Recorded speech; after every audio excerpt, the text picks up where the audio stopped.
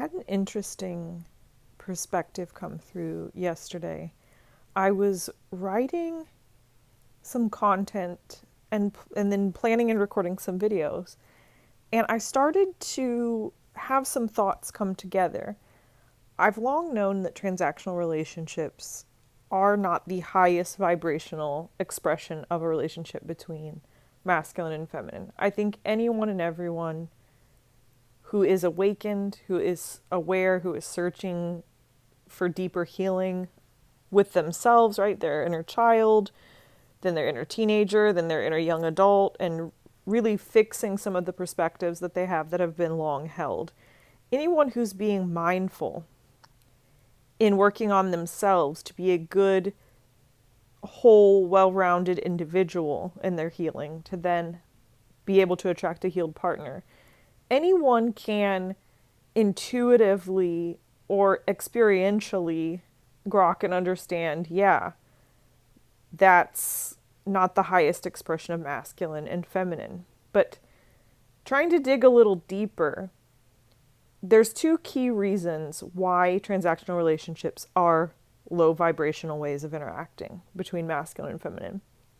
And I'm going to use this podcast episode to explain a download I got yesterday and explain two different perspectives, though they do fit together, on why that is. So, the first perspective, and perhaps the bigger picture reason why transactional relationships are lower vibrational, is, and there can be obviously growing levels of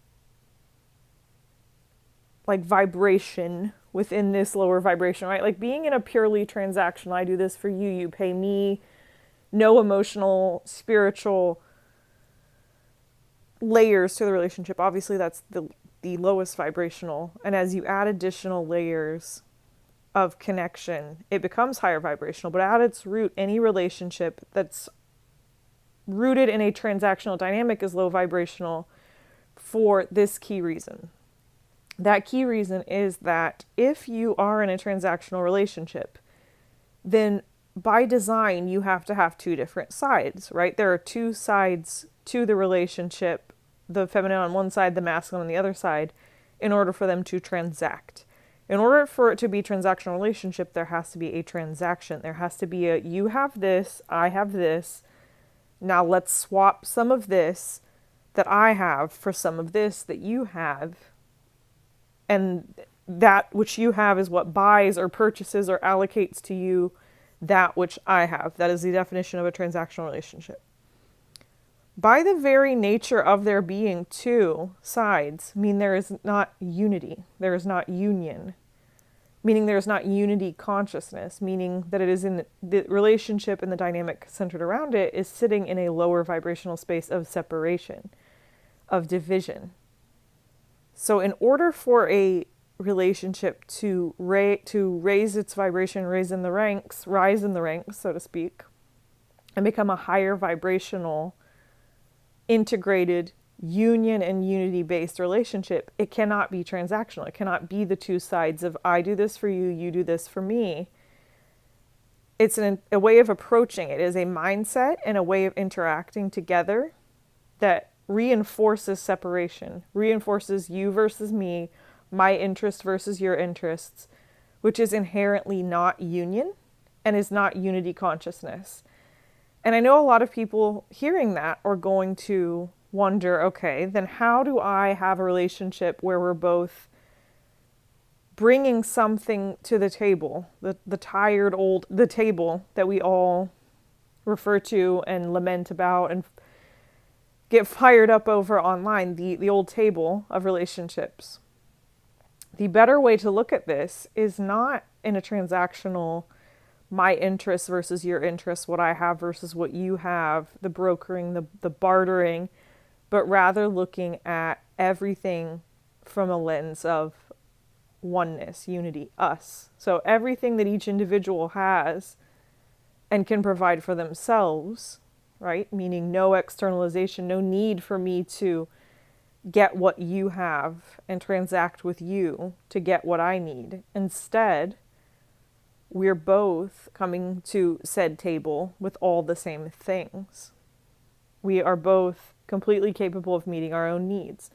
It's really people that do not have the ability to meet their own needs that get into these transactional relationships. Women who are unable to provide for themselves financially, do not claim and call in abundance and have to manifest it through a man, only through a masculine.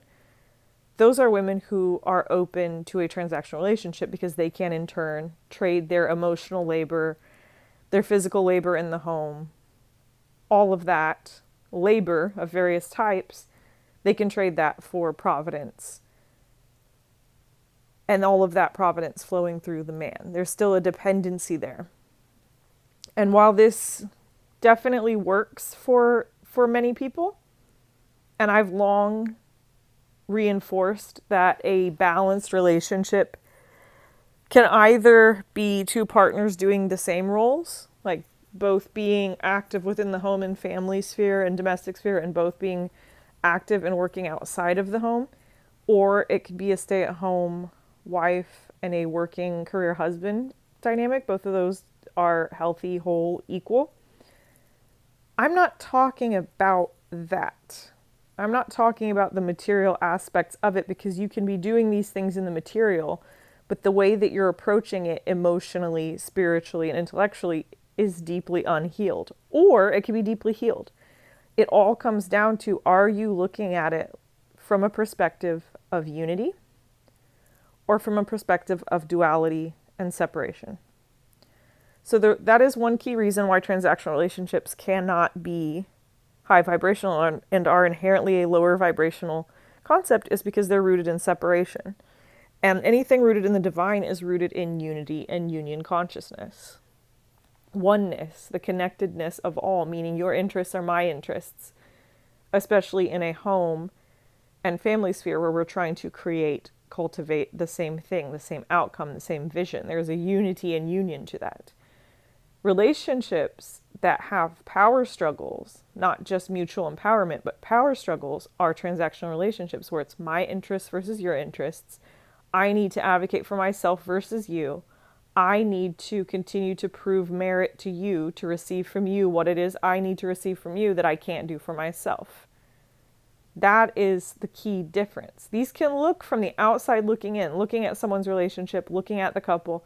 These can look like healthy relationships because there is a balance about them in that the man works and the woman doesn't. She sticks to the home sphere, or both stick to the home sphere and both stick to careers outside of the house. From the outside looking in, these can both look healthy, high vibrational, aspirational.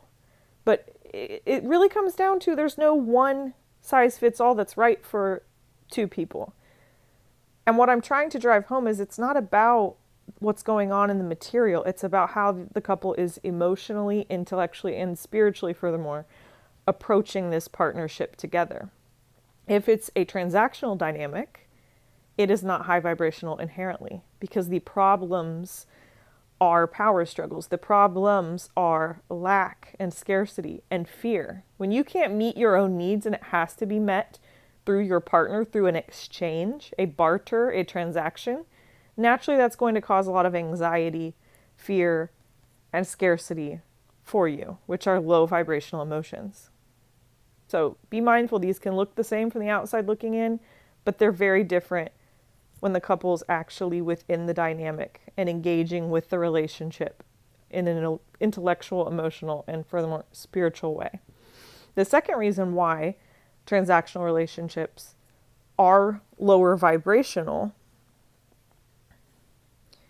is that really it's centered around an externalization wound, an externalization concept that you have to receive from something from outside. Because that's naturally going to lead to misalignments and power struggles, which inherently create lower vibrational outcomes and lower vibrational situations, like anxiety, fear, stress, strife. And what I mean by that is, many people who are in transactional dynamics arrive there because of some belief that they can't provide everything for themselves, that they can't meet all their own needs, that their best scenario or best outcome or most plentiful, most bountiful, I won't dare say abundant, but most plentiful, most bountiful outcome is to optimize what they can give, easily. And that's now their transactional currency. And look for a partner on the other side of the transaction with them that has the most to offer. A really straightforward and clear-cut way of saying that is like women that optimize their appearance and optimize themselves as a physical aesthetic object in order to transact with a man who has a lot of monetary abundance or liquid assets to then take care of them. So the typical gold digger dynamic. And while I do agree inherently that a man's role is protector and provider, and women's role is as guide and nurturer, I can't get behind a strictly transactional gold digger dynamic because, and like I said, there's nuance there. It's about how someone approaches it intellectually, spiritually, and emotionally. Is there a unity, a two building a shared vision together, pouring what they have and bring to the table, pouring that together to make 1 + 1 equal more than 2? Or is it two people coming to the situation saying, I have this to give, if you'll give me that, then I'll give you some of this or all of this that I have. Like I have what you cannot provide yourself. And many times for men, what they're being provided by a woman who is an object in the home, who focuses entirely on her appearance, what that woman is giving the man is a sense of achievement. Whether he did well or didn't do well in the workplace, he comes home and he has someone to control, lord over, or something to be proud of in an aesthetic sense, or gives him self-esteem, which he can't gather on his own through his own achievements, but rather gathers through what he owns and what he has, what he's been able to acquire, which includes the wife as a wife object. This is a low vibrational way of approaching marriage because it fundamentally dehumanizes the spiritual aspect of marriage and dehumanizes the two people involved. So it goes without saying that a transactional relationship is low vibrational, but I wanted to dig into and explore a bit the reasons why it's low vibrational. Because for a lot of people, this transactional dynamic is aspirational, but that is only aspirational when you're living in survival mode. This, which I've described, which is low vibrational, is aspirational, ideal, vision board worthy material when you're living day to day, hand to mouth, living in survival mode. When you rise out of that survival mode and you heal, you begin to realize that this transactional dynamic is actually somewhere in the middle. It's not the end all be all. It's certainly not divine union or unity consciousness. It's not a high expression of human will and spiritual capabilities in terms of marriage, which please don't mistake my words. I'm not trying to say that you have to be poor as church mice and struggle in order to have a spiritual and spiritually geared relationship. Absolutely not. Unity, consciousness, and oneness and connection is what begets true abundance and prosperity. Others who are in transactional dynamics, they generally have wealth, they have things, they have materials, but they may not and will not have true abundance and prosperity. And what I mean by that is having blessings in both the material and spiritual realm so that all your needs and wants are met, your healthy wants, that is.